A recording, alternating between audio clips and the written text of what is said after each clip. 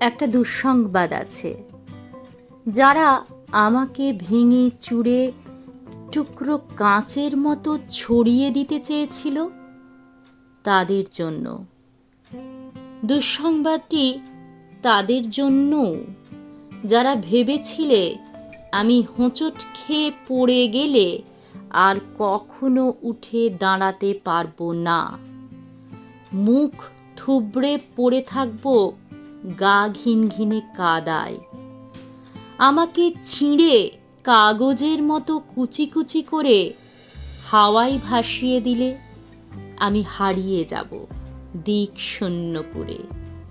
যে আমাকে টেনে হিঁচড়ে নামিয়ে নিতে চেয়েছিল অতলান্তিক বিষাদ সমুদ্রে, ডুবিয়ে দিতে চেয়েছিল এক পৃথিবী বিবিমিশায়, যে আমাকে অযুত রাতের কান্না লিখে দিয়ে বুকের ভেতর খুঁড়ে দিতে চেয়েছিল শ্যাওলা জমা স্যাঁতস্যাঁতে এক মজা পুকুর, যে আমাকে দুঃখ দিয়ে পুড়িয়ে শেষে উড়িয়ে দিতে চেয়েছিল ছাইয়ের মতন, তাদের জন্য দুঃসংবাদ।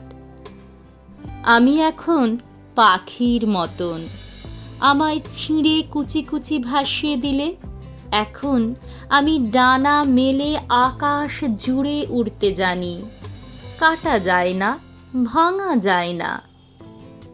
আমি এখন জলের মতন, ভেসে যেতে যেতেও হঠাৎ জলোচ্ছ্বাসে ভাসিয়ে দিতে আমি জানি।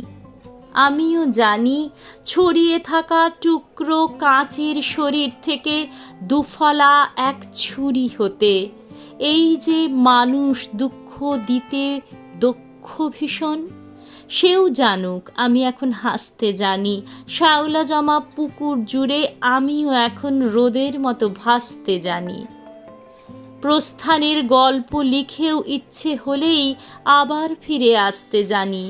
আমি এখন পুড়ে যাওয়া ছায়ের ভেতর জেগে ওঠা ফিনিক্স পাখি।